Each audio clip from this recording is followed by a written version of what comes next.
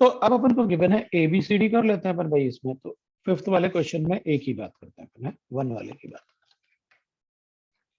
One वाले में तो अपन कहेंगे भाई ये तो रिएक्ट करेगा क्योंकि ये तो सिंगल बॉन्ड है, आपने बताया ये पार्शियल डबल बॉन्ड थोड़ी होगा, ये तो रिएक्ट करेगा। अब टू की बात करते हैं, ये तो हो ही जाएगा अपना आंसर।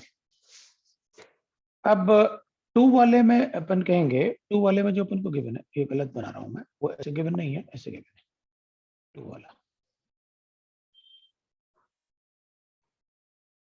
टू वाला अपन को ऐसे गिवन है, ठीक है। और ये भी रिएक्ट करेगा। थ्री वाले में रिएक्शन नहीं होगा, थ्री वाले में रिएक्शन नहीं होगा, ठीक है। और फोर वाले में भी रिएक्शन नहीं होगा क्योंकि उसमें भी पार्शियल डबल बॉन्ड, वो तो ऐसे ही बना। ये भी पार्शियल डबल बॉन्ड है, ये भी पार्शियल डबल बॉन्ड है, तो ये दोनों तो रिएक्ट नहीं करेंगे, ये दोनों रिएक्ट करेंगे। इसमें अगर रिएक्ट करेगा तो जो कार्बोकेटाइन बनेगा ना, वो एरोमेटिक स्टेबलाइज है।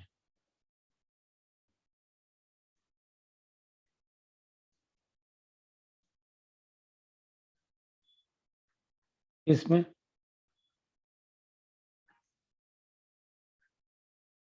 तो अगर बताना है कि कौन रिएक्ट करेगा तो मैं वन और टू दोनों बताऊंगा, लेकिन अगर वन ऑप्शन करेक्ट है तो मुझे एक ही बताना है, तो मैं रेट की भी बात कर लूंगा, ये तो बहुत जल्दी रिएक्ट कर जाएगा, एरोमेटिक स्टेबल बना रहे हो। तो आंसर टू ही बताऊंगा अगर वन ऑप्शन करेक्ट है।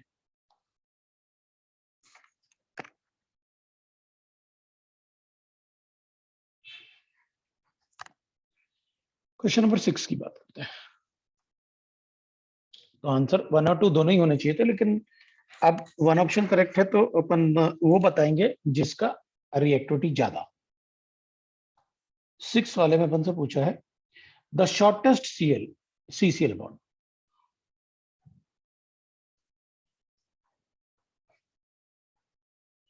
ये आना चाहिए।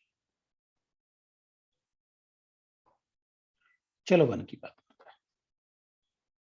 Cl CH double bond CH N double bond O और ये कोऑर्डिनेट।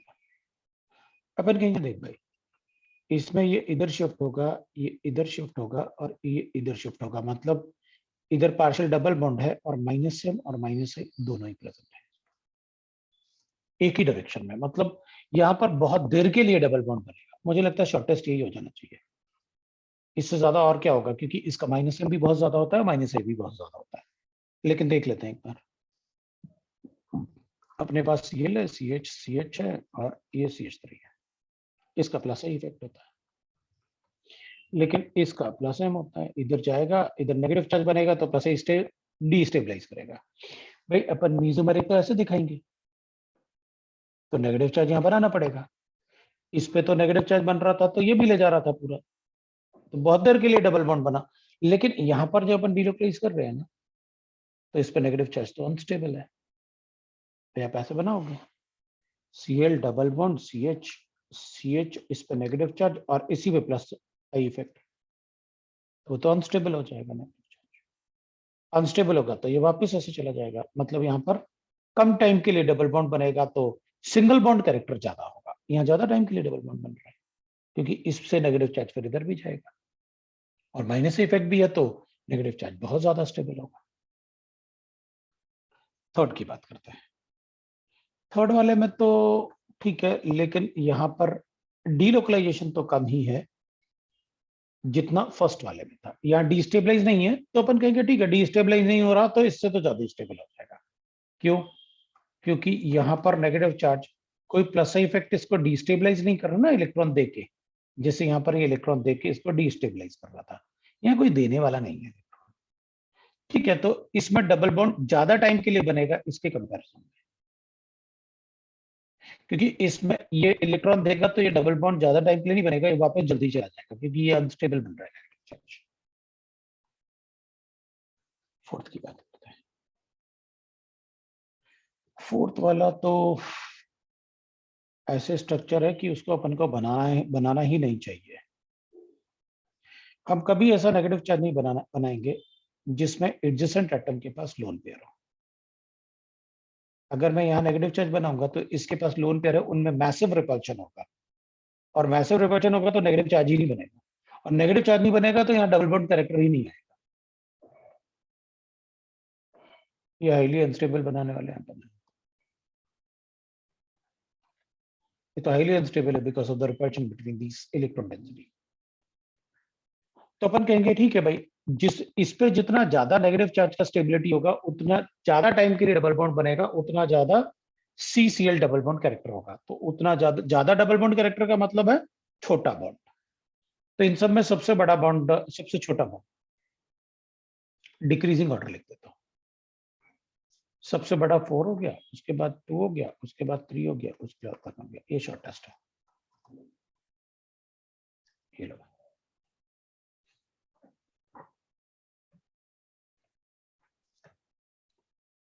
अब आप एक्सरसाइज 3 का पार्ट 1 बता दो।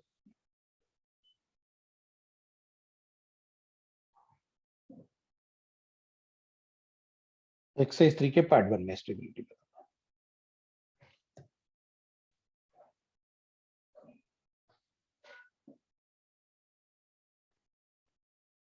पार्ट 1 का 2 एंड 12 चलेगा। पार्ट 1 का 2 एंड 12। तो एक्सरसाइज 3 का पार्ट 1 2 पूछा है, 12 पूछा है। और देख लो भाई अगर कोई क्वेश्चन है, वरना मैं 2 और 12 बताने वाला। 2 वाला क्या है? 2 वाला हाइड्रोजनेशन है। उनको अभी नहीं डालना चाहिए था इसको। क्या पूछा है अपन से? Explain this but not this. हाँ ठीक है, बता देंगे, बता देंगे। चलो अपन देखते हैं फर्स्ट वाले में। क्वेश्चन नंबर 2 देख लेते हैं।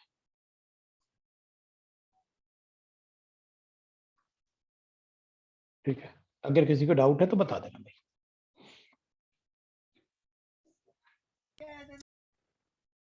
तो अपन से कहा जा रहा है, मतलब क्वेश्चन नंबर 2 में, कि आप एक रिएक्शन ले लो। ये रिएक्शन अपने पास, और इसमें एक कंपाउंड बनाया अपन ने, ऐसे कोई भी बना लो।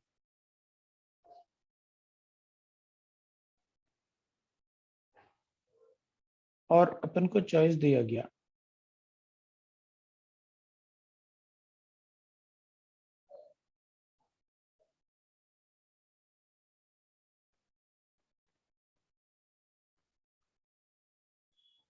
ऐसे, ये बनाएगा अपन को।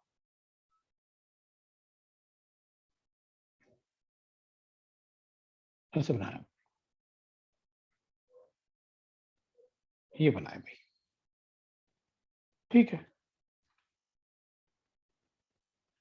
अब अपन से ये बोल रहे हैं कि अगर अपन 3 मोल्स हाइड्रोजन देते हैं इसको, 3 मोल्स ऑफ H2 ऐड करें, पैलेडियम चारकोल में 3 मोल H2 ऐड होगा। तो वो कह रहे हैं कि अपन जो प्रोडक्ट बनाएंगे वो ये बनाएंगे, लेकिन बाकी नहीं बनाएंगे। वो कह रहे हैं कि ये बना दो आप।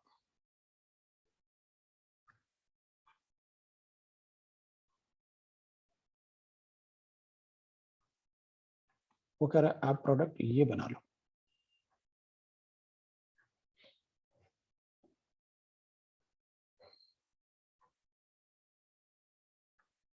ऐसे प्रोडक्ट बना,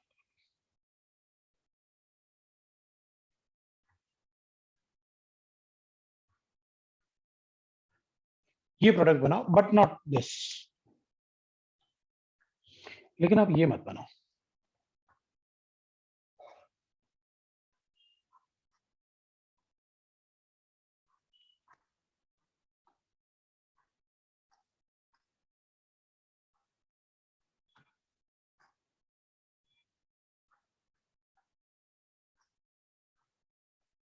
लेकिन कह रहा है ये मत बनाओ आप। मतलब साइड वाले किसी रिंग को रिड्यूस मत करो, आप बीच वाले रिंग को रिड्यूस कर दो। ये साइड वाला रिंग था। ठीक है, तो अपन कहेंगे ये बनाओ, ये मत बनाओ, एक्सप्लेन करो इसको। अपन कहेंगे ठीक है, तो एक्सप्लेनेशन बड़ा इजी है। अगर आप ऐसा बनाते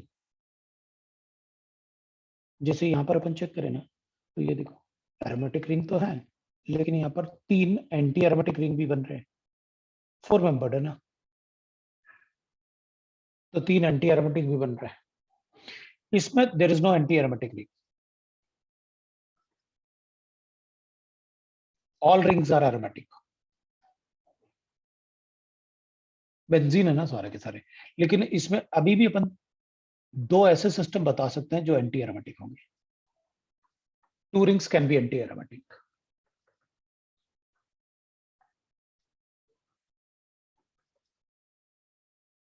तो फिर obvious सी बात है इसकी स्टेबिलिटी कम होगी इससे, क्योंकि इसमें तो कोई एंटी एरोमेटिक है नहीं, ऑल आर एरोमेटिक। ये 4 मेंबर रिंग है ना, और 4 मेंबर रिंग में अगर अपन डबल बॉन्ड बनाएंगे, it will be anti aromatic system ना फॉर पाई इलेक्ट्रॉन्स। इसमें 3 एंटी एरोमेटिक रिंग थे।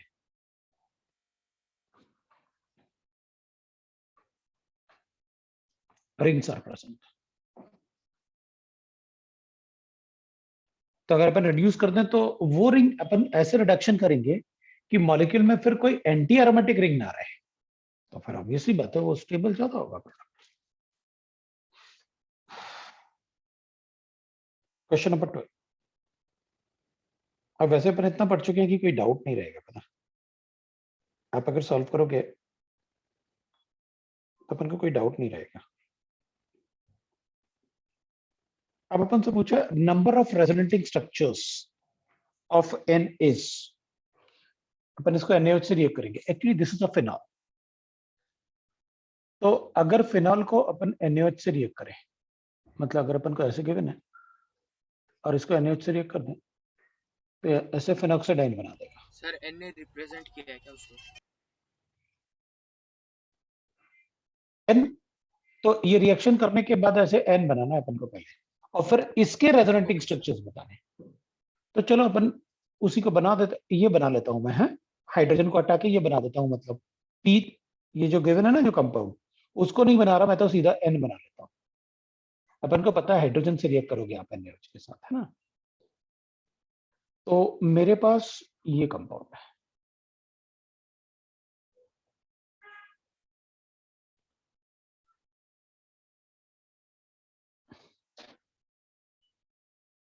ये आपका N है। अब कह रहा है इसके बताओ कितने रेजोनेटिंग स्ट्रक्चर्स हैं। कितने कार्बन है।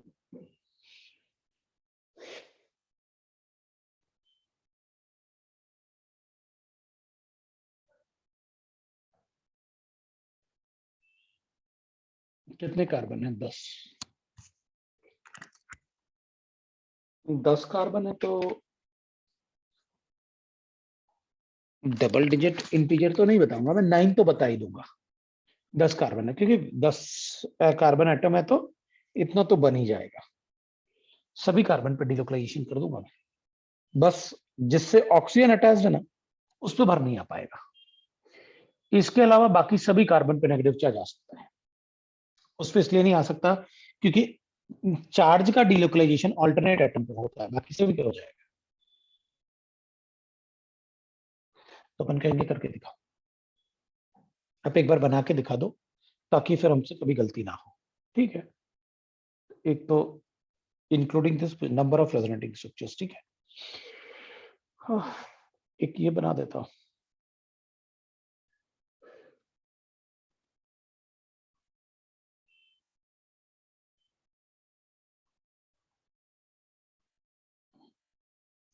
फिर एक ये बना देता हूं।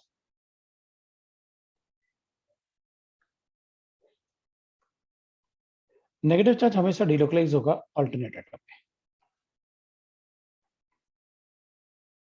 इधर नेगेटिव चार्ज आया हमारे पास, बाकी तो वो ऐसे था। फिर इससे इधर डिलोकलाइज करता हूं, तो इसको इधर नेगेटिव चार्ज बनाता हूं, तो ऐसे बना दूंगा।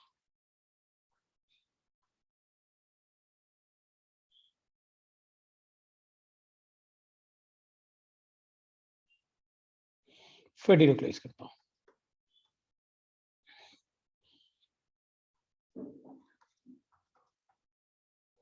डिलोकलाइज करूंगा तो इधर नेगेटिव चार्ज आएगा।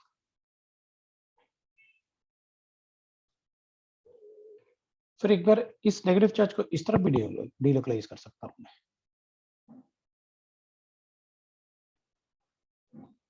इस नेगेटिव चार्ज को दूसरी तरफ भी डिलोकलाइज कर सकता हूं मैं। ऑल्टरनेट एटम पे नेगेटिव चार्ज आएगा।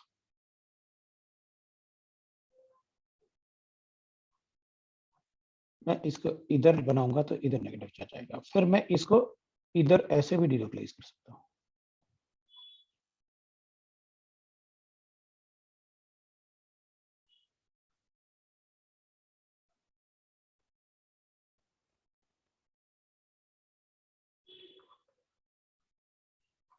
ठीक है, मैं इसको इससे भी डिलोकलाइज कर सकता हूं।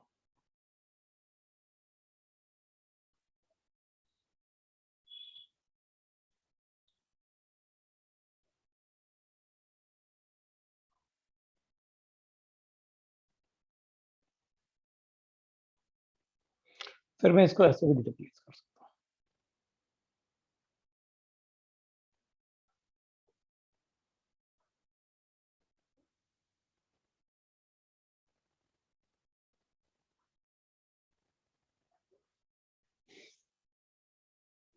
है ना?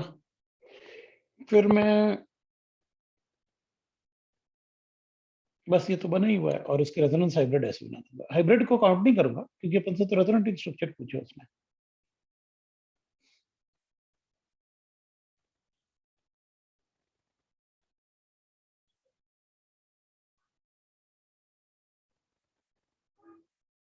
सभी पे ही आ जाएगा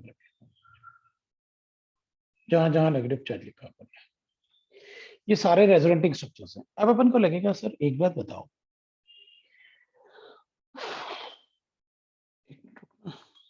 अपन को लगेगा सर एक बात बताओ, ये वाला और ये वाला सेम नहीं है?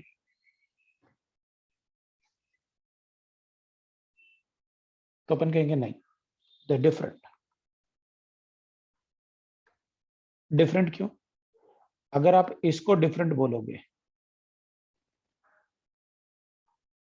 क्या ये डिफरेंट स्ट्रक्चर है बेंजीन के? तो अपन कहेंगे हाँ, ये तो बेंजीन के रेजोनेटिंग स्ट्रक्चर है, तो ये दोनों भी डिफरेंट है। क्यों? क्योंकि इधर बेंजीन जैसा सिस्टम इधर बन रहा है, जबकि इधर बेंजीन जैसा सिस्टम में डबल बॉन्ड के पोजीशन चेंज हो गए हैं। इधर इधर डबल बॉन्ड थे, इधर बीच में डबल बॉन्ड नहीं है ना। उस पे 3 लोन पेयर भी आएगा ना कहां पर? ऑक्सीजन पे? अब वो भूल जाए यार, वो लिखे अब सभी पे थोड़ी लिखेगा ऐसे, सब पे लिखो लोन हाँ पे सर। रहे ना अपन। उसको तो अपन भूल गए, अपन को पता है ना वहां लोन पे है, लिखेंगे थोड़ी अपन, तो याद है अपन को कि वहां यस सर। है ना? तो अगर अपन इनको बोलेंगे रेजोनेटिंग स्ट्रक्चर, तो ये भी रेजोनेटिंग स्ट्रक्चर है। क्यों? क्योंकि इधर ऑल्टर इसमें ऑल्टरनेट पोजीशन पे बना दो डबल बॉन्ड तो अलग स्ट्रक्चर होगा। ठीक है, ठीक है। तो फिर अपन कहेंगे और इसके साथ इसका क्या कॉम्बिनेशन सर, ये भी तो एक जैसा दिख रहा है। तो अपन कहेंगे देख भाई, इसमें इस रिंग में ऐसे एरोमेटिक, इसमें इस रिंग में ट्रिपल बॉन्ड थे डिलोकलाइज, लेकिन इसमें दूसरे रिंग में आ गए ट्रिपल बॉन्ड। 3 बॉन्ड दूसरे रिंग में है, जबकि इसमें इन दोनों रिंग में थे। तो फिर मैं कहूंगा फिर अगर इनके पोजीशन चेंज कर दिए जाए तो करो, उसमें क्या है? बिल्कुल मैं अलग बताऊंगा उसको। करो, कैसे करोगे? है ना? राइट, ये वाला वही तो है, इधर लिखो या इधर लिखो ऐसे। तो अपन ने तो सभी पे डिलोकलाइज करके चेक कर लिया। अब इसके अलावा और कहीं डिलोकलाइजेशन नहीं है। अगर आपको डाउट है तो बताओ कि सर ये वाला और ये वाला क्या सेम नहीं है। आप मुझे बता दो तो मैं बता दूंगा कि वो सेम है कि नहीं है। जैसे इन दोनों में डाउट हो सकता है,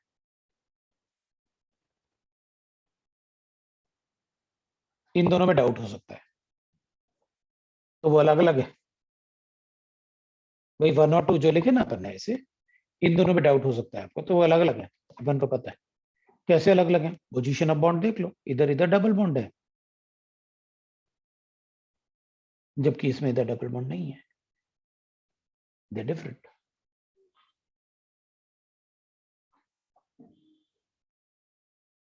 किसी को डाउट है तो बोलो। 9 होगा मेरा आंसर। ये सारे के सारे जो बने हुए ना, these are resonant structure 9 including this, ये रेजोनेंस हाइब्रिड है इसका। ये आपका 12th वाला क्वेश्चन था, क्वेश्चन 12 बताया था।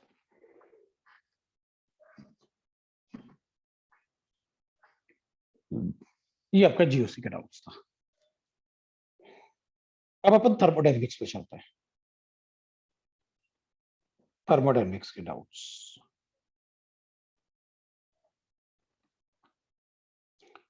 निकालो भाई थर्मोडायनेमिक्स के डाउट्स।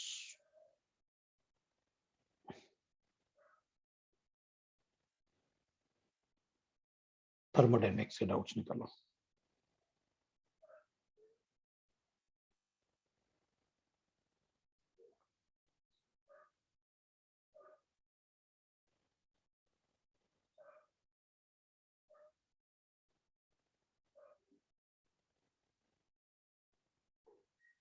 थर्मोडायनेमिक्स का डाउट्स है।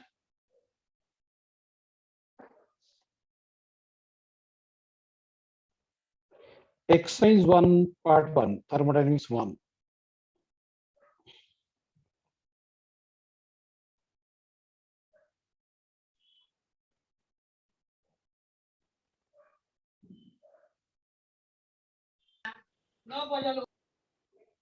अरे भाई अगर कोई डाउट नहीं है तो मतलब वो मत खोलना।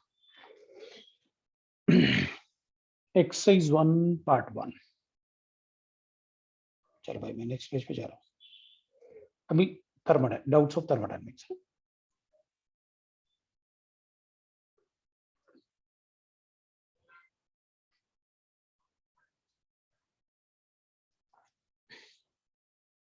एक्सरसाइज 1 का पार्ट 1।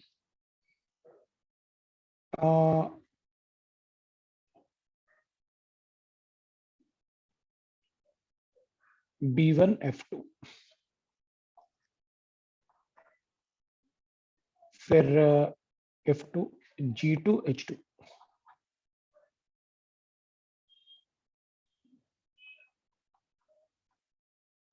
नहीं H1, ठीक है। B1 तो लिखा हुआ है। हाँ फर्स्ट लॉ डिस्कस कर रहे हैं। Exercise 1 part 1। सर AP3 का तो हो चुका था फर्स्ट फ्लोर, तो हम लोग जाए क्या? हाँ हाँ तुम लोग जा सकते हो। हाँ। जैसे तुम, अच्छा तुम लोग थे अभी, ओके ठीक है, हाँ सर। ठीक है, गुड गुड गुड, ठीक है जाओ। चलो अपन को H1 भी करना है।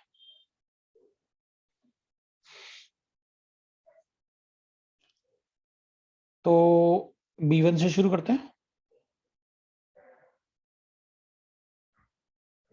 ठीक है। अब अगर किसी का और डाउट होगा तो बताएगा बाद में कि भाई सर मेरा ये डाउट है, तब भी बता दूंगा उसे, हैं। चलो B1 की बात करते हैं, डाउट्स में। B1 में आइसोथर्मल एक्सपेंशन ऑफ AB। भाई अपन को ग्राफ गिवन है, पहले तो अपन को ग्राफ बना लेते हैं। अपन को ग्राफ बना के दिखाना है उसमें isothermal expansion of AB from state A to B, isochoric increment from B to C, फिर isothermal contraction from CD and isobaric contraction from DA। अच्छा मतलब ABCD एक साइक्लिक प्रोसेस है, और करना क्या है इसमें। अच्छा ड्रॉ द PV डायग्राम है फॉर द फॉलोइंग साइक्लिक, बना देंगे भाई। PV डायग्राम क्या है, बना लेते हैं। C3 भी बताना है, बता देंगे। चल PV डायग्राम की बात करते हैं।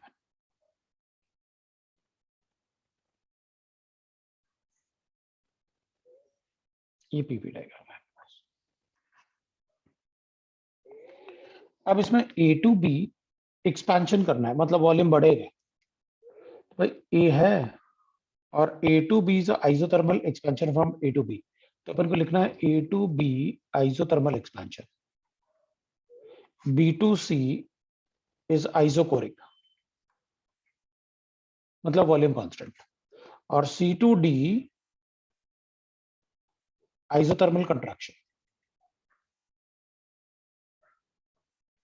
ये एक्सपेंशन है, ठीक है। और D2A isobaric expansion, contraction, contraction, ठीक है।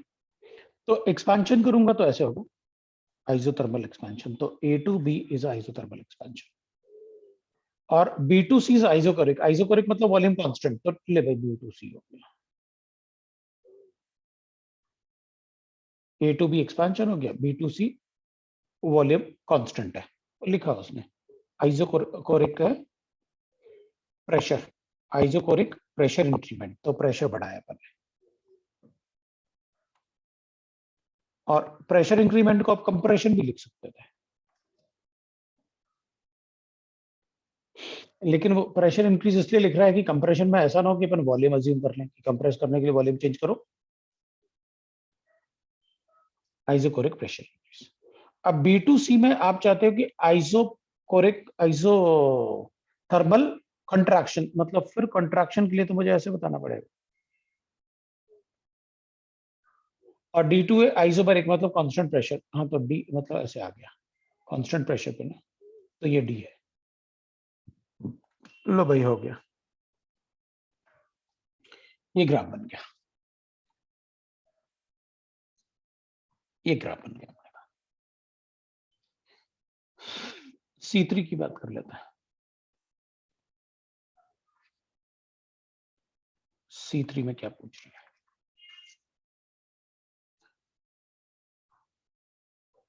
C3 में अपने पास गिवन है, एक मिनट है, C3 देख लो मैं, ठीक है भाई। आपने कहा एट 25 डिग्री सेंटीग्रेड, ठीक है। So P is equal to 298 kelvin, ये मुझे गिवन है, और नंबर ऑफ मोल्स मुझे गिवन है 0.01 moles of gas is compressed from the volume, okay, compressed from the volume 4 to 1 at a constant temperature, ठीक है, isothermal। so volume V1 मुझे given है, compressed किया आपने 4 to V2 मुझे गिवन है 1 लीटर at constant temperature, मतलब constant temperature isothermal। work done बताना है तुमको at a constant external pressure of 4 bar। constant external pressure लिखा हुआ है ना, P external मुझे गिवन है 4 बार, ठीक है। तो ये constant, since constant external pressure is written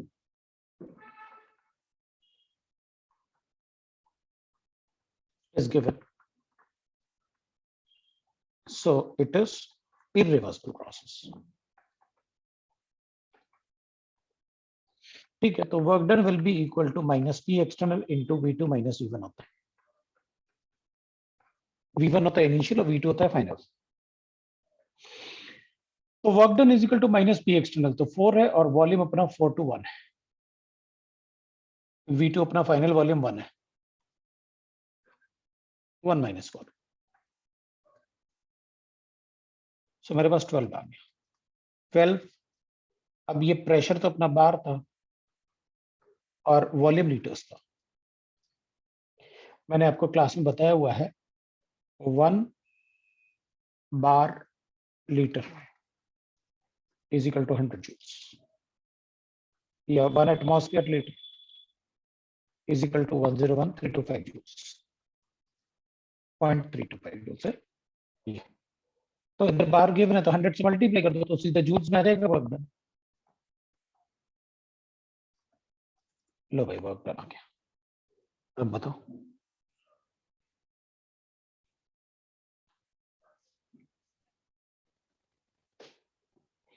C3 आप याद करो, मैंने रिवर्सिबल और इरिवर्सिबल प्रोसेस को पहचानने के लिए क्या लिखा था? अपने रूट्स में सब कुछ क्लियरली मेंशन्ड है। मैंने आपसे कहा था कि जब भी इरिवर्सिबल प्रोसेस होगा ना, है ना, तो वहां पर क्या लिखा होगा, या तो डायरेक्टली इरिवर्सिबल प्रोसेस या फिर कांस्टेंट एक्सटर्नल प्रेशर पे एक्सपेंशन या कंप्रेशन होगा, या फिर सडन एक्सपेंशन कंप्रेशन लिखा होता है वहां पर, ये मेंशन होता है वहां पर। चल F2 की बात करते हैं।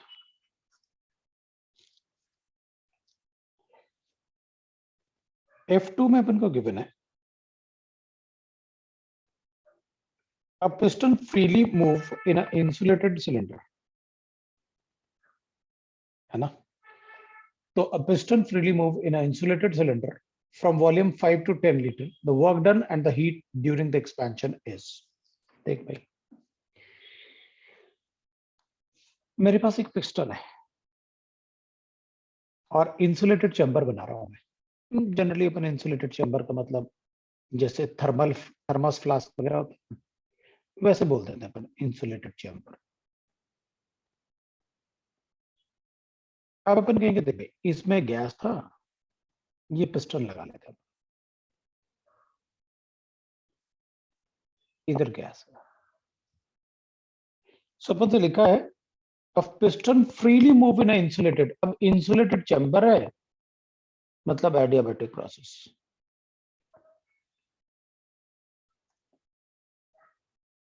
और adiabatic है तो मुझे बताने की जरूरत ही नहीं है।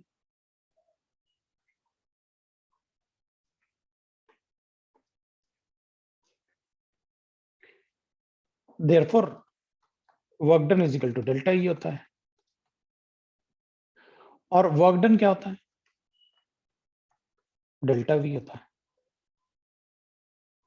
अपन को क्या गिवन है, अपन को गिवन है फ्रीली मूव मतलब ये एक्सटेंडेड जीरो, वैक्यूम है यहाँ पर, therefore work done is equal to zero. Work हमेशा किसी के अगेंस्ट में होता है। फ्रीली मूव का मतलब बाहर कुछ है ही नहीं, अरे भाई किसी के अगेंस्ट ही वर्क डन होता है। तो अगर फ्रीली मूव गिवन होगा तो वर्क डन तो जीरो हो जाएगा।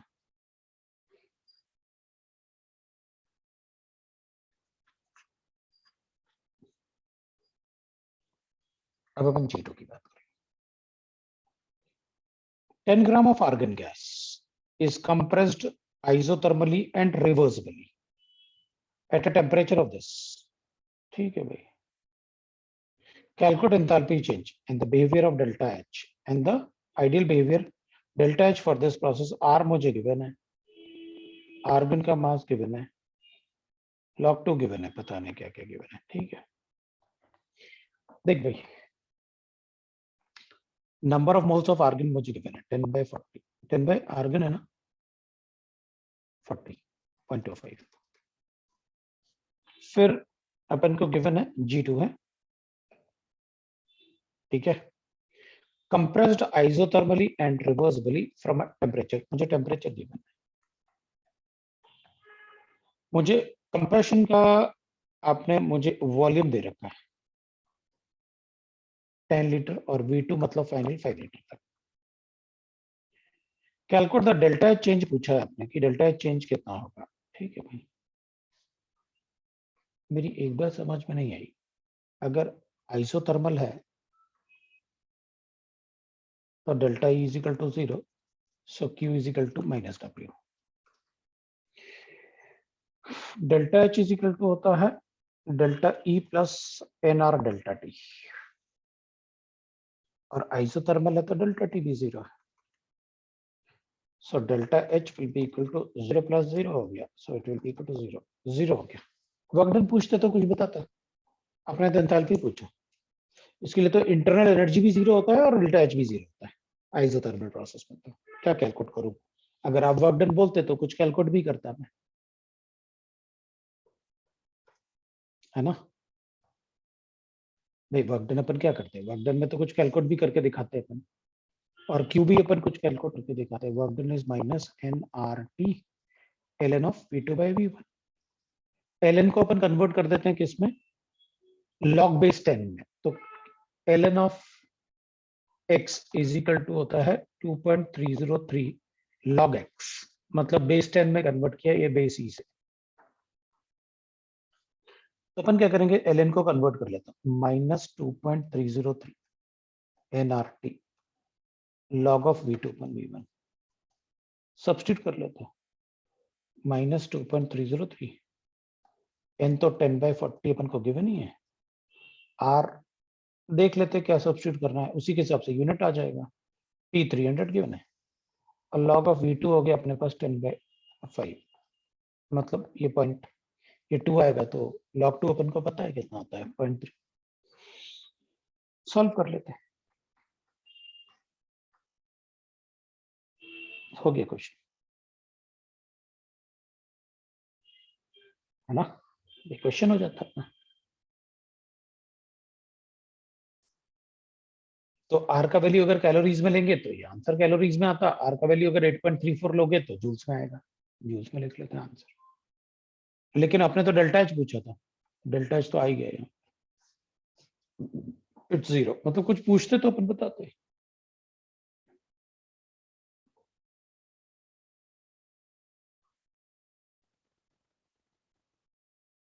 ठीक है,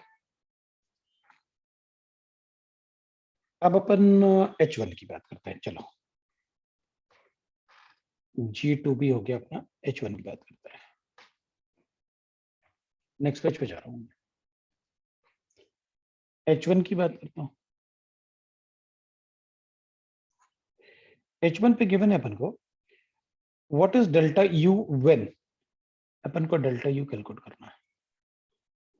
When 2 moles of water gets vaporized at 100 degree centigrade, ठीक है भाई, मतलब मेरे पास H2O है लिक्विड और ये वेपराइज करेंगे अपन H2O गैस में,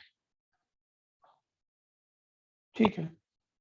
द हीट ऑफ वेपराइजेशन, मतलब डेल्टा H मुझे गिवन है, इसमें वेपराइजेशन का कितना गिवन है, 40.66 एट 100 डिग्री सेंटीग्रेड, ये किलो जूल्स पर मोल गिवन है। अपन कहेंगे ठीक है भाई, ये पर मोल के लिए, तो अपन पर मोल के लिए कैलकुलेट करते हैं, बाद में 2 मोल्स के लिए पूछा है तो कन्वर्ट कर देंगे। तो delta H is equal to delta U plus delta NGRT ले लेते हैं।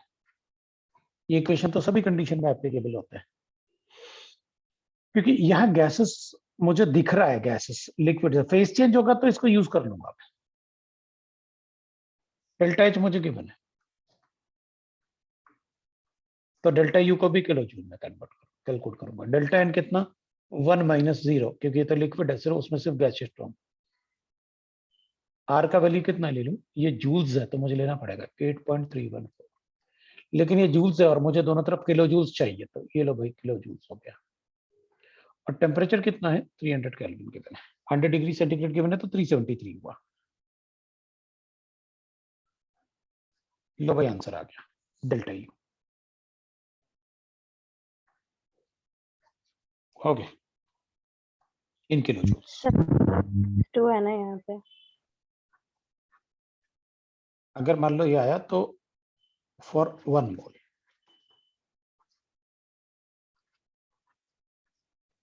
जो भी यहाँ आएगा उसको 2 से मल्टीप्लाई कर लेंगे।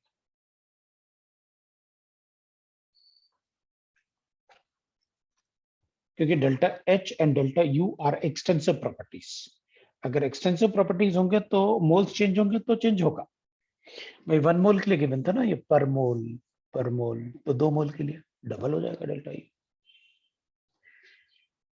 अब कुछ डाउट्स किसी ने अपन को भेजे हैं व्हाट्सएप पे, तो चलो देख लेते हैं, वो मेंस वाली शीट से भेजे हैं तो अपन उसको देखते हैं क्या क्वेश्चंस हैं, है ना।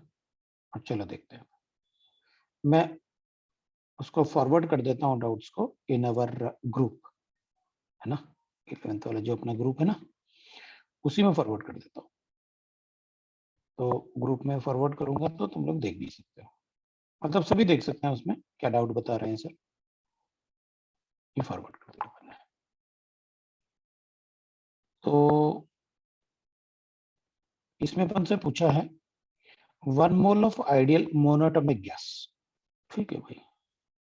अब ये तो सेकंड लॉ से रिलेटेड है, लेकिन अब बोलो तो मैं कर देता हूँ, मुझे कोई फर्क नहीं पड़ेगा, चलेगा, लेकिन कर लेते हैं, क्या फर्क पड़ेगा।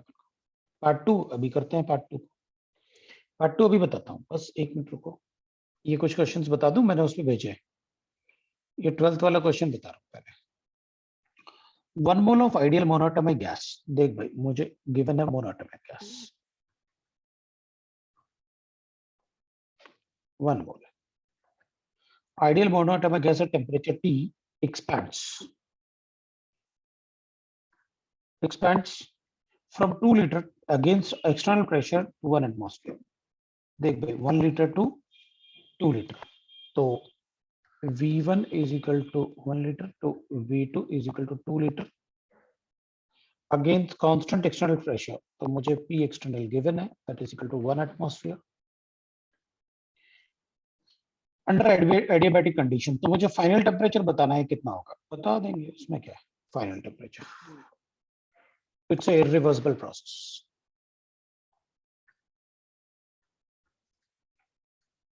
ये इरिवर्सिबल प्रोसेस है. कैसे पता, लिखा है ना, कांस्टेंट एक्सटर्नल प्रेशर, हो गया इरिवर्सिबल प्रोसेस. अब इसके लिए इरिवर्सिबल प्रोसेस के लिए अपन ने कहा था delta E is equal to, अपन लिखेंगे W और डेल्टा E को लिखूंगा NCV, कांस्टेंट प्रेशर का उसमें है ना, NCV. सो T2 डैश माइनस T1 ये लिखा था अपन ने, और W होता है माइनस P एक्सटर्नल इनटू लिखते हैं अपन V2 माइनस V1. अपन को N 1 मोल गिवन है. CV अपन को पता है कि मोनोएटॉमिक के लिए क्या होता है. मोनोएटॉमिक के लिए CV कितना होता है, 5/2R ना. CP और CV मोनोएटॉमिक मतलब 1.66 चाहिए अपन को मोनोएटॉमिक के लिए. तो 1.6 के 6 सर CV 3R/2 होता है. रुको मैं चेक कर लूँ ना, इससे मैं तो इससे चेक कर लूंगा अगर नहीं पता होगा तो. वही तो कह रहा है, CP is equal to 5/2R और 3/2R, सही है. और इसको मैं लिख लूंगा T2 डैश, है ना. मुझे फाइनल टेम्परेचर बताना है, मतलब T2 डैश बताना है. और T1 मुझे गिवन है भाई T, that will be equal to minus P external मुझे गिवन है 1, V2 गिवन है मुझे 2 माइनस 1. ये आ गया मेरे पास. राइट, तो चलो रीअरेंज कर देते हाँ हैं सर. अपन. इसको रीअरेंज कर देते हैं अपन. अब रीअरेंज करने के लिए इसको 3/2R करना होगा मुझे, तो पहले चलो लिख ही लेते हैं अपन 3/2R. T2 dash minus T is equal to हो गया अपने पास, ये -1 है और 2 -1 मतलब -1 ही रहेगा ये. तो इसको अपन क्या करते हैं, T के लिए अपन को रीअरेंज करना है तो अपन को मल्टीप्लाई करना ही पड़ेगा. चलो इसको 2/3R कर देते हैं, उधर ले जाए, इधर ले आते हैं, इसको उधर ले जाते हैं, मल्टीप्लाई कर ही लेते हैं यार, ज्यादा इजी रहेगा. 3/2R T2 dash is equal to, ये हो जाएगा minus 3/2R T is equal to -1. इसको हटाता हूँ, इसको उधर ले जाता हूँ. So 3/2R dash T2 dash will be equal to, अरे यार ये 5 कहाँ से रह गया.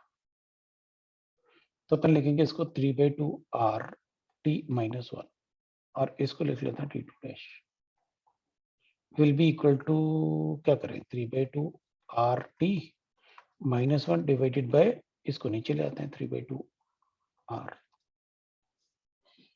चलो देखते हैं कहाँ बन गया, कुछ बना क्या अपने पास. R को 0.0821 लिख सकते हैं अपन, है R का वैल्यू.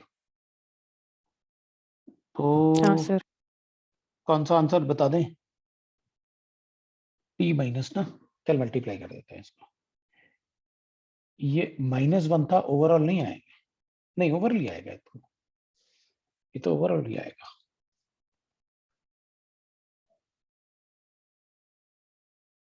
है ना, इधर से आ रहा है आंसर, इधर तक जाने के बाद थोड़ा ज्यादा कंफ्यूज हो गया मैं. इधर पता क्या आएगा, इसको ऐसे कर देते हैं.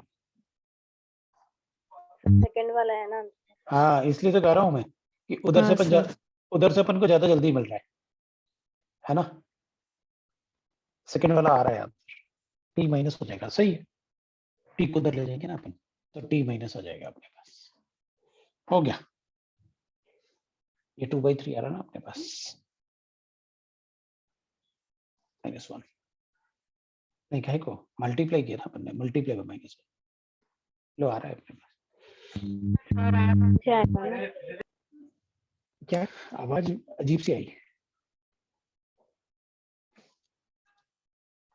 आर डिनोमिनेटर में आएगा ना? मल्टीप्लाई किया ना अपन ने, नीचे आ रहा है। हाँ 3r, ये अपने पास माइनस होगा और 2/3r, ये लो, और t को उधर ले जाते हैं फिर, तो t2 dash will be equal to आ जाएगा अपने पास t माइनस 2/3r, ये लो आ गया।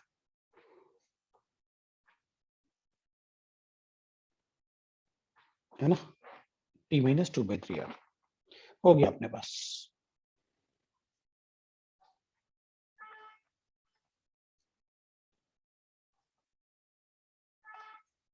बता दिया आपने। अब दूसरा क्वेश्चन देखते हैं अपने। एक और क्वेश्चन था, है दो पूछे थे। इसमें लिखा है अपने पास, दूसरा क्वेश्चन अपने पास है, नेक्स्ट पेज पे ही चलते हैं अपन, है अपन ने यहाँ से सॉल्व कर लिया था ये। नेक्स्ट पेज पे अपन को गिवन है इसके बाद। अब जो दूसरा क्वेश्चन तुमने पूछा ना B5, वो बता रहा हूँ। हाँ sir. There is 1 mole of liquid water, 1 mole liquid in an adiabatic container initial. अच्छा, उसका मोलर वॉल्यूम 100 ml है, ठीक है। In an adiabatic container initial, pressure being 1 bar. Now the pressure is steeply increased to 100 bar. The volume is increased by 1 ml. No, decreased by 1 ml at a constant pressure of 100 bar. Calculate the delta E of the reaction.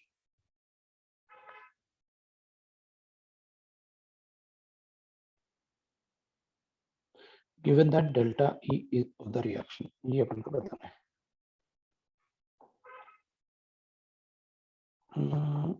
1 mole of liquid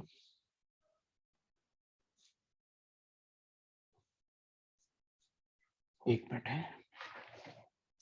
ये कह रहा है कि we have 1 mole of liquid 100 ml होता है और स्टीबली increase to 100 बार, मतलब pressure को अपन ने बढ़ाया।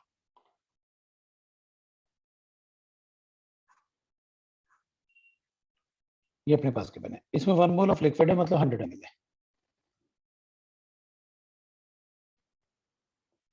प्रेशर भी 1 बार,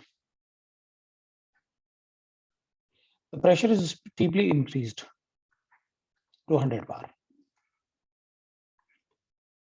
The volume decreased by, मतलब V1 मेरे पास 100 था और V2 मेरे पास 99 हो गया, decreased by 1 ml. Constant pressure of 100 bar.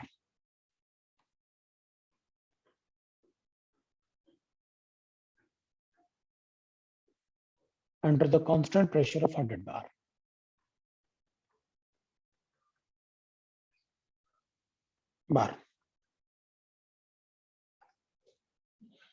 तो एडियाबैटिक कंडीशन है तो Q is equal to 0 होगा, therefore delta E is equal to W आएगा आपके पास, और W कैलकुलेट करेंगे तो minus P external into delta V आएगा मेरे पास। Delta V।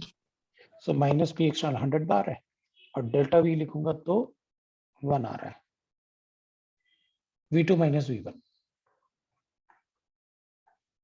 minus 1.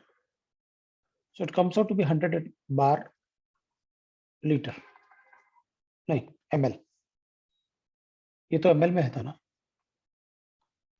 हाँ सर ml में। जरा इसको लीटर में कन्वर्ट करो, बार लीटर में,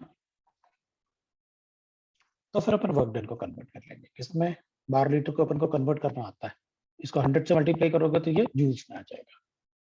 पॉइंट वन था 10 जूल्स आ रहा है, नहीं कितना आ रहा है 100 इंटू 10 की पावर -3 इंटू 100, एक बार और करूंगा, ये आएगा जूल्स।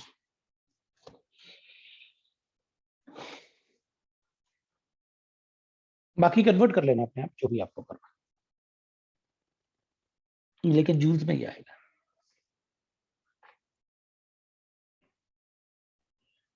अब पार्ट 2 की बात करते हैं। पार्ट 2 में तुम लोगों ने पूछा है देख भाई एक्सरसाइज 1 का पार्ट 2 देख, क्वेश्चन सॉल्व करोगे तो आपको डाउट नहीं जाएंगे। अपन ने सब कुछ पढ़ा हुआ है, इसलिए मैं क्वेश्चन सॉल्व करके दिखा रहा हूँ कि यार तुम लोग मतलब देख लो भाई कैसे सॉल्व करने। A2 और 4 है, B का 7 है और C2 और 3 है। चलो देख लेते हैं।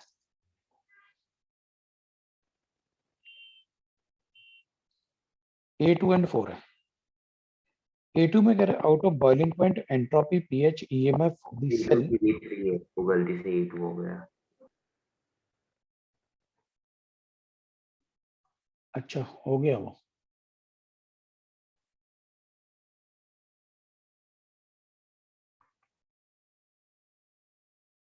A3 है, D2 है, E5 है। चलेगा, अगर किसी का और कोई डाउट है तो बताओ। A3 लिखा, D2 लिखा, E5 लिखा, F3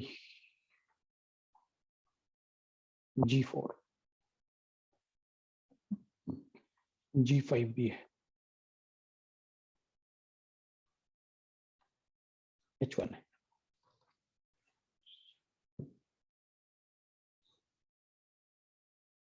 है ना? और कोई डाउट होगा तो देख लेता हूँ एक बार। नहीं, उससे पहले कोई डाउट नहीं। चलो अपन को क्वेश्चन में गिवन है, दैट इज कि पहले अपन A3 की बात करते हैं। हाउ मेनी केसेस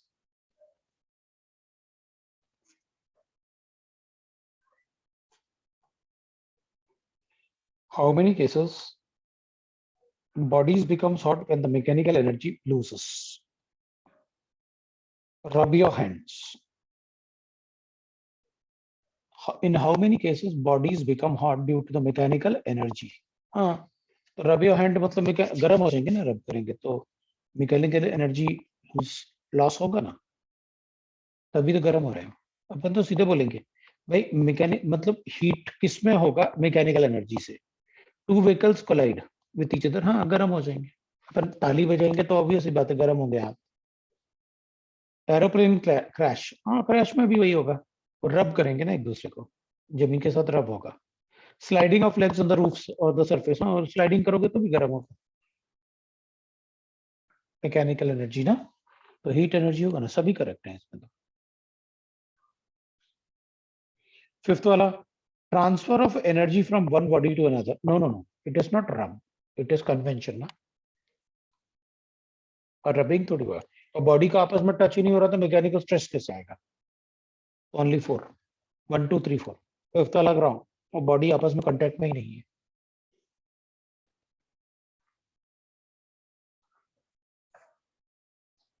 A4 भी पूछा है, अभी A5 कहाँ है इसमें, पता नहीं किसने पूछा था। An ideal gas filled at pressure of 2 atmosphere at 300 Kelvin. अच्छा, in a balloon balloon is kept in vacuum with a large insulated container. Wall of the balloon is punctured, then the container temperature will.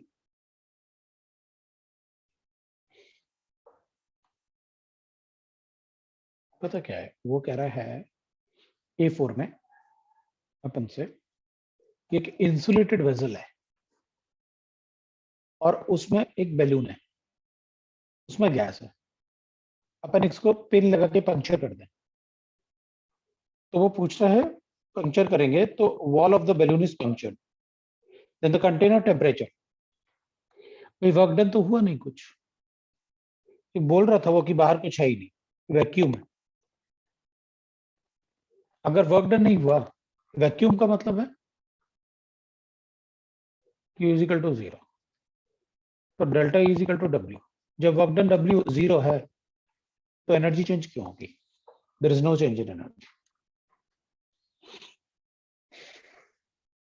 बोल तो रहे वो vacuum है, Q0, because there is no relation of gas with the outer part, इससे कोई relation हो गई नहीं, वो तो वैक्यूम है वहां पर, और वैक्यूम का मतलब P एक्सटर्नल 0, वैक्यूम में प्रेशर 0। चल B5 की बात करते हैं। B5 और B7 पूछा आपने।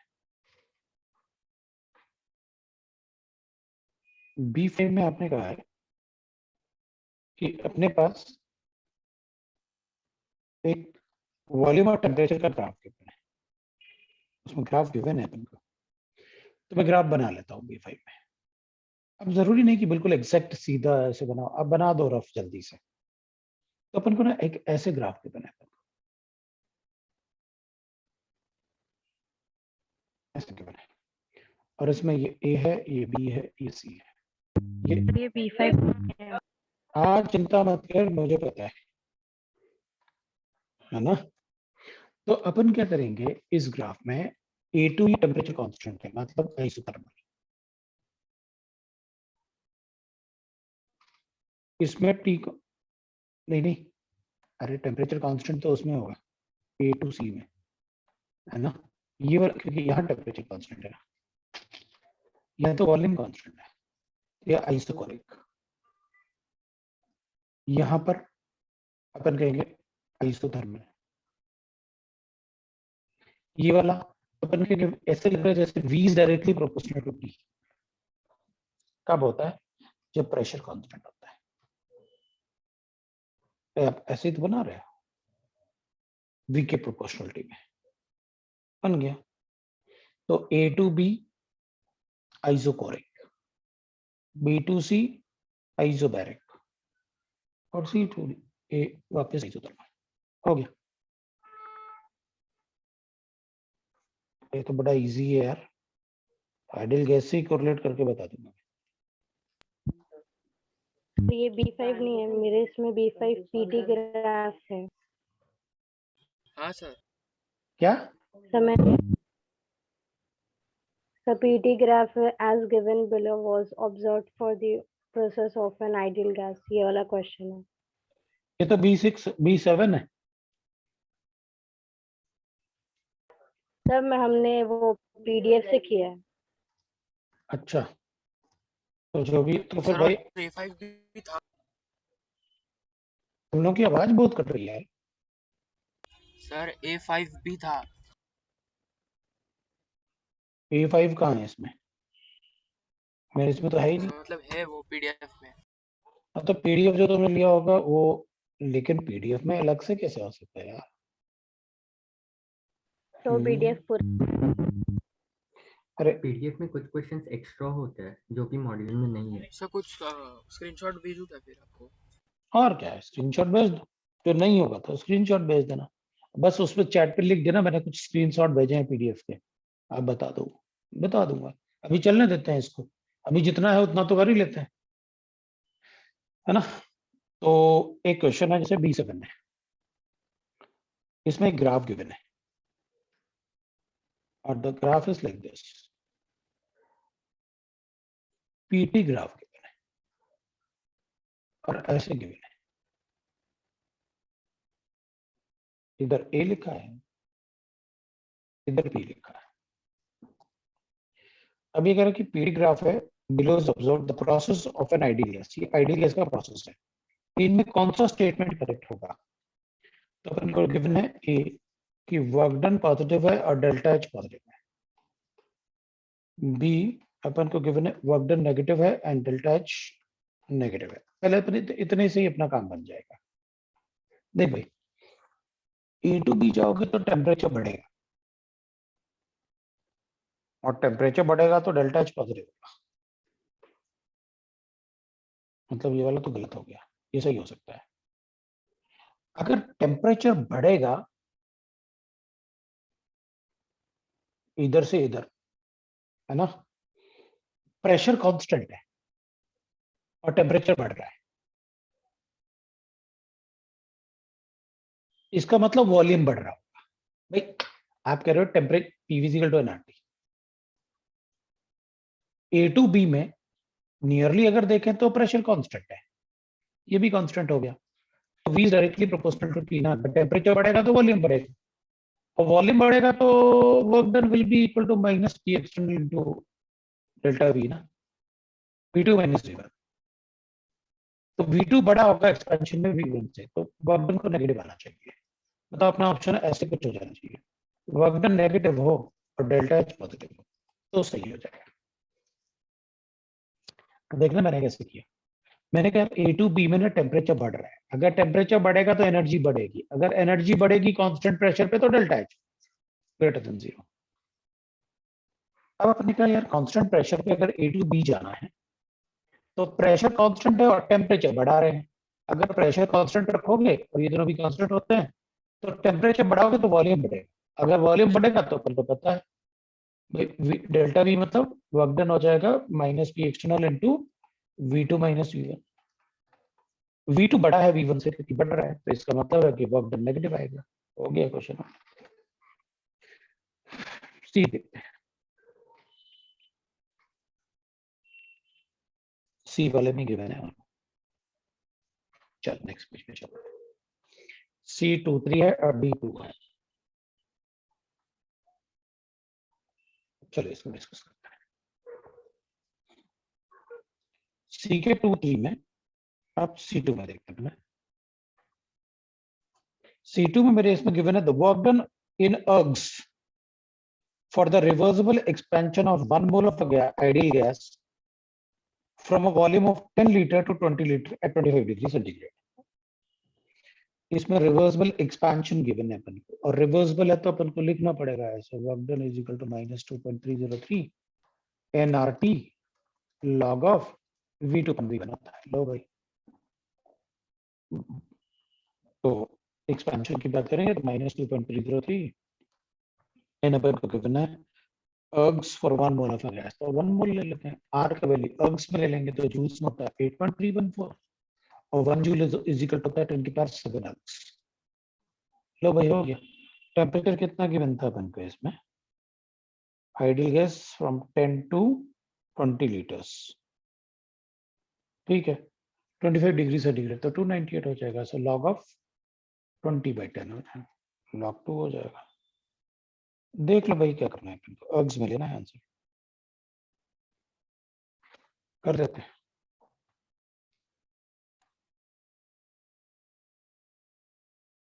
हो गया आंसर ये वाला, लॉग 2 आ जाएगा। लॉग 2 दो ऑप्शन में गिवन है, 1 और 2 में, तो 1 में अर्ग्स में कन्वर्जन नहीं किया आपने और 8.314 को आपने अर्ग्स में कन्वर्ट नहीं किया, और ए वाले में तो ऑप्शन ही गलत लिखा हुआ है, 0.021 कभी हो ही नहीं सकता आर। चल C3 की बात करते हैं। C3 में मुझे गिवन है एक ग्राफ, पीवी ग्राफ गिवन है, और इसमें अपन को एक प्रोसेस गिवन है। The ideal gases taken around the cycle A B C A in a PV diagram, the net work done by the gas during the cycle is, अपन को ये cycle given है, बना देता हूँ साइकिल, नेट वर्क डन चाहिए अपन को।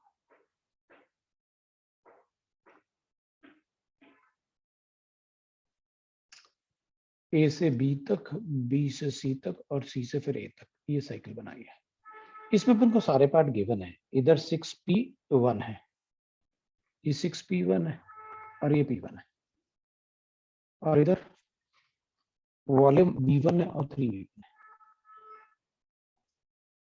तो work done लिख लो, अपन एरिया अंडर द ग्राफ ही ले लो, तो पूरा एरिया कैलकुलेट करके आधा कर देते हैं, लेंथ इनटू ब्रेथ कर देते हैं और डिवाइड बाय 2, या एरिया फॉर ट्रायंगल कैलकुलेट कर लो,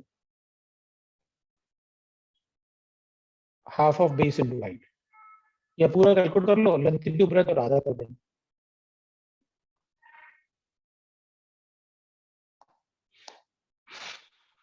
तो क्या कर रहे हैं अपन, मतलब पूरा करते हैं और आधा कर देंगे अपन, लेंथ इनटू ब्रेथ।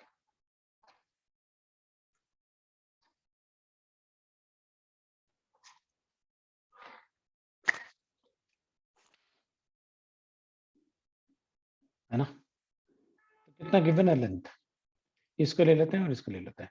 सो अपने पास गिवन है 6, इन दोनों का डिफरेंस लेंगे तो 5P1 आ जाएगा,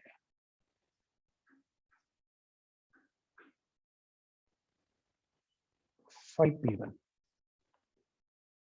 इनटू हो जाएगा इन दोनों का डिफरेंस 2v1, लो भाई हो गया 10p1v1 डिवाइड बाय 2 भी तो करना है, लो 5p1v1 आ गया। तो फिजिक्स में एरिया ही तो कैलकुलेट किया, फिजिक्स में एरिया पढ़ने के बाद केमिस्ट्री के एरिया बकवास लगने लगते हैं। केमिस्ट्री में तो कुछ भी नहीं होता एरिया, केमिस्ट्री में सिर्फ इस टाइप के कैलकुलेशन होते हैं, work done, reverse flow, expansion, compression, ये सब। फिजिक्स में पूरा एरिया से ही पढ़ना होता है, फिजिक्स में तो एरिया बहुत पढ़ाते हैं सर। D2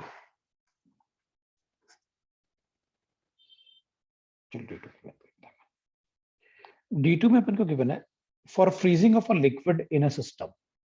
अब एक बात बता, अगर H2O लिक्विड है, अपन को इसको कन्वर्ट करना है H2O सॉलिड में, मतलब आइस में कन्वर्ट करना है। चल देखते हैं क्या करना है। अपन को पता है इसका कंप्रेशन होगा,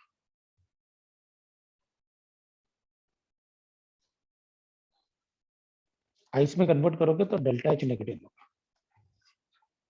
मतलब Q तो नेगेटिव होगा। क्या क्या पूछा अपन से, Q इजिकल टू 0, नहीं सिर्फ Q ही पूछा है अपन से। हाँ तो हो तो गया भाई, इसको इसमें कन्वर्ट करेगा तो आइस में तो हाइड्रोजन बॉन्ड 4 होते हैं, लिक्विड में तो 3 ही होते हैं, तो बॉन्डिंग बन रही है, मतलब एक्सोथर्मिक रिएक्शन। एक्सोथर्मिक होगा तो Q लास्ट होगा ना, तो Q विल बी नेगेटिव। इसमें क्या पढ़ना था,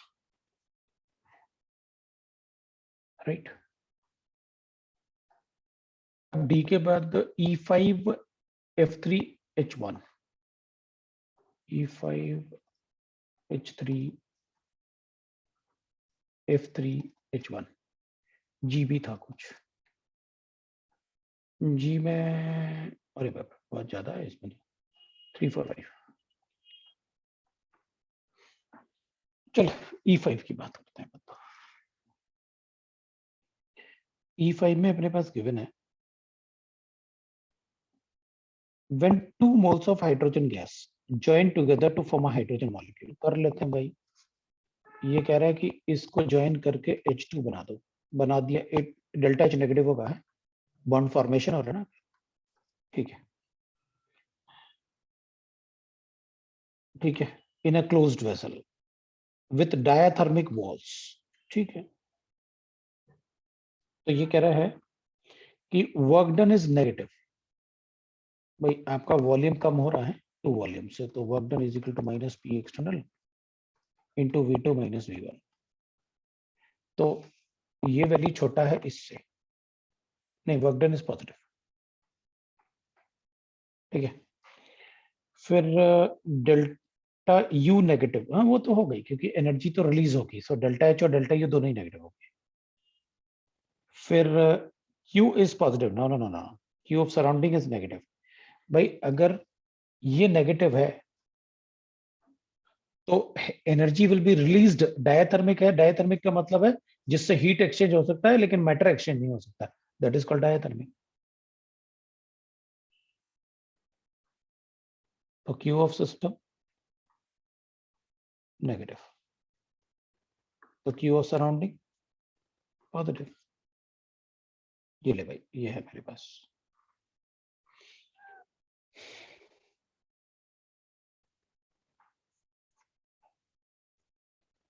ये मेरे पास F3 की बात करते हैं। अच्छा F3 में अपन को गिवन है कि ABR in a figure AB are two adiabatic curves for two different gases। हाँ चलेगा ना, अपन को ये दो डिफरेंट गैसेस के लिए अपन को कर्व गिवन है, PV कर्व गिवन है, अच्छी बात है। ये कह रहा है कि भाई गैस A नीचे वाला है और गैस B ऊपर वाला है, ऐसे। अब एडियाबैटिक देख, आइसोथर्मल के लिए equation of state for isothermal is equal to होता है ना PV, and equation of state for adiabatic is equal to होता है PV to the power of gamma. इसमें अपन को वॉल्यूम सेम गिवन है, वॉल्यूम का वैल्यू दोनों के लिए सेम, थोड़ा अच्छा लिख लेते हैं यार, इसमें दोनों के लिए वॉल्यूम का वैल्यू सेम है।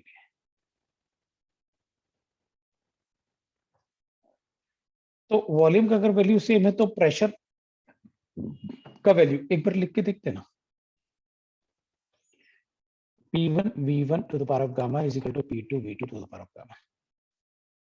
कोई भी गैस ले लो आप, है ना, तो अपन कहेंगे इसका प्रेशर और इसका प्रेशर अपन कैलकुलेट करते हैं। P ऑफ A वैसे तो अपन को डायरेक्टली दिख रहा है कि भाई स्लोप जिसका ज्यादा होगा, गामा जिसका ज्यादा होगा, गामा जिसका ज्यादा होगा फॉर सेम वॉल्यूम, जिसका गामा का वैल्यू ज्यादा होगा उसका पीवी का वैल्यू कम होगा, जिसका गामा का वैल्यू ज्यादा होगा उसका पीवी का वैल्यू कम होगा, प्रेशर का वैल्यू कम होगा। ये दो अलग अलग गैसेस को अपन को कंपेयर करना है, एक ही गैस थोड़ी है जो अपन इक्वेट देख लें, अपन से ये कह रहा है दो अलग अलग गैसेस है, PV to the power of gamma और PV to the power of gamma. अपन कहेंगे देख भाई अगर मान लो मोनोएटॉमिक गैस है और एक डायटोमिक गैस है, अगर ये वैल्यू जो है इस दोनों में 2 लीटर ले लेते हैं तो किसका पी का वैल्यू कम आएगा, तो अपन कहेंगे जिसका गामा का वैल्यू ज्यादा होगा। गामा का वैल्यू ज्यादा किसका होता है, मोनोएटॉमिक का 1.66। तो इसका मतलब है ए इज अ मोनोएटॉमिक गैस और ये डायटोमिक गैस। लो भाई हो गया क्वेश्चन आपका, F3 हो गया।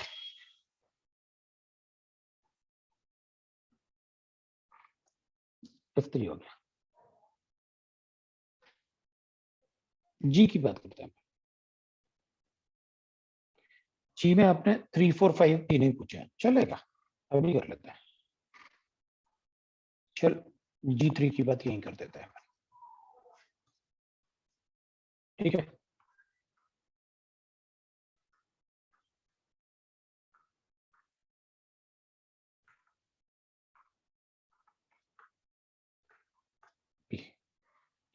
अभी अपन G3 की बात करेंगे for the isothermal expansion of ideal gas, isothermal expansion of ideal gas, ठीक है।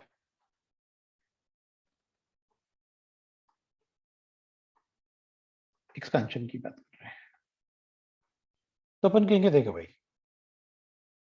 आइसोथर्मल है तो delta T is equal to 0, so delta E is equal to 0, so delta H is equal to 0, Q is equal to -W। तो अपन को U और H के बारे में पूछा है आइसोथर्मल एक्सपेंशन में, दे अनअल्टर्ड, उनमें कुछ नहीं होता because they are changing delta E and delta H is 0। G3 ये तो क्लास में लिखे हैं अपन ने, पहले ही लिखे हुए हैं यार, जब अपन ने टाइप्स ऑफ प्रोसेस लिखा तभी लिखा ये सब। तो अब मैं नेक्स्ट पेज पे जाऊंगा क्योंकि वहां कुछ न्यूमेरिकल टाइप दिख रहा है मुझे G4 में, तो अपन नेक्स्ट पेज पे चलते हैं।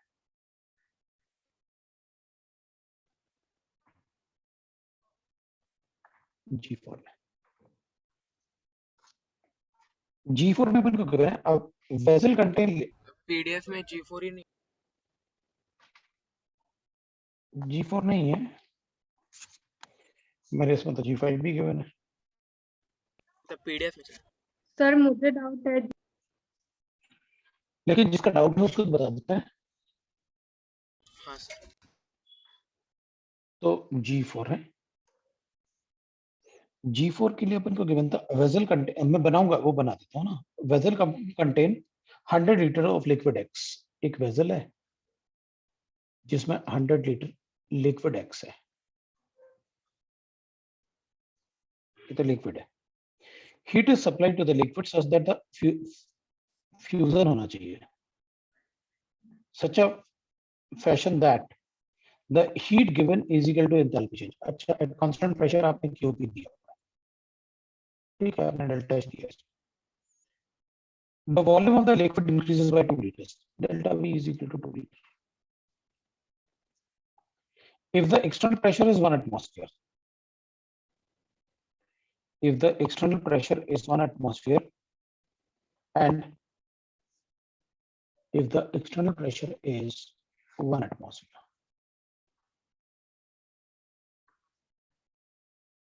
and this much joules of heat is given, matlab 2.6 joules is heat supplied to this liquid. तो करना क्या है, then क्या डेल्टा एच पूछा है, ठीक है भाई.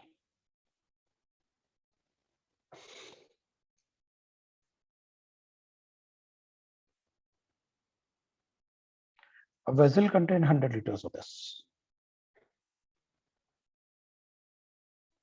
Heat is supplied to the liquid such that fashion that the heat given is equal to enthalpy change. The volume increases by this much. The external pressure is 1 atmosphere. And this much heat is supplied. U is the internal energy. तो delta U क्या होगा, delta H क्या होगा, वो सब बताने का. देखिए मैं इसमें से लिख सकता हूँ, delta H is equal to delta U plus NR delta D. NR delta D. मैं इसको ऐसे भी लिख सकता हूँ,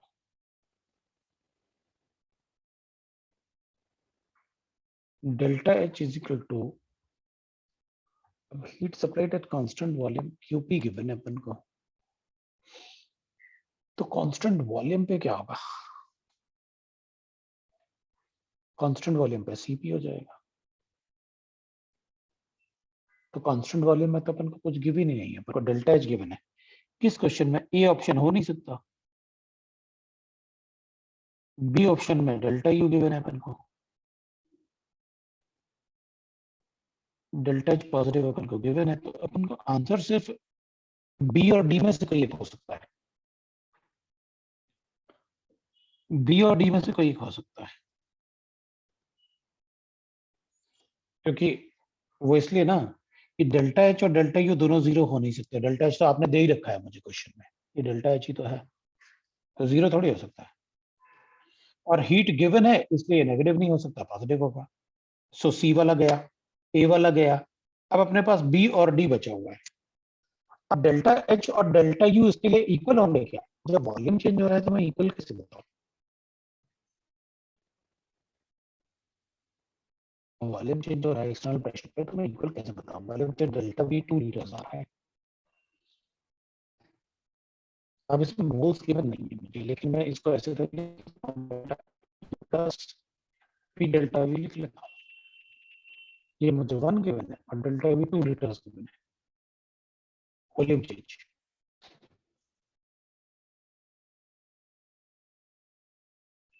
है ना, 2 लीटर्स गिवन है अपन को. ये अपन को गिवन है कितना, 2.0 नहीं 202.6 और इसको मल्टीप्लाई, ये डेल्टा U है और प्लस इसको एटमॉस्फेयर लीटर है ये, इसको कन्वर्ट कर देते हैं. 202.6 is equal to delta U, ये हो जाएगा अपने पास कितना, 2 इंटू 101.325, वो 3 हो जाएगा. यार ये तो बिल्कुल एग्जैक्ट इक्वल आ रहा है.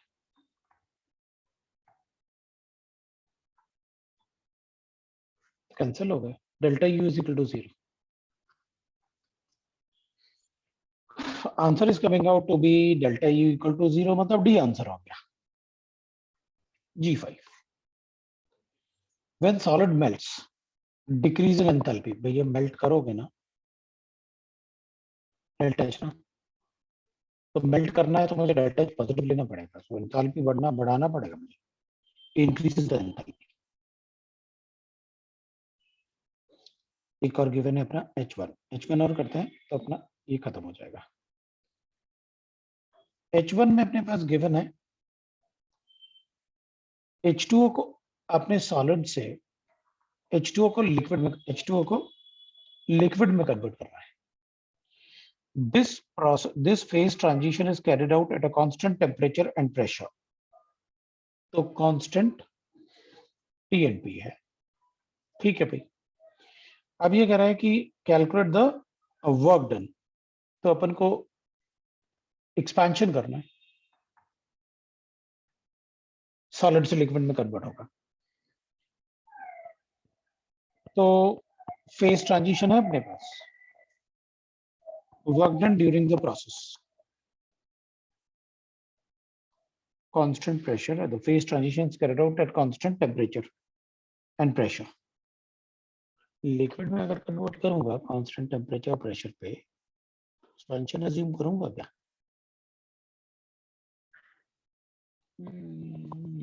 नहीं यार, पानी है इसलिए कंप्रेशन हो रहा है, इसकी डेंसिटी कम होती है, इसका वॉल्यूम बढ़ जाता है, इसका वॉल्यूम ज्यादा होता है, इसका वॉल्यूम कम हो जाता है, मतलब V2 और V1, V2 is less than V1, मतलब work done will be equal to minus P external into V2 minus V1, ये बड़ा है इससे तो वर्क डन इज पॉजिटिव। अगर मैं लिक्विड, कोई दूसरा लिक्विड होता तो बढ़ता वॉल्यूम, वाटर में कम होगा, आइस मेल्ट होता है तो वॉल्यूम कम होता है। दिस इज योर एक्सरसाइज 1 का पार्ट 1 एंड 2।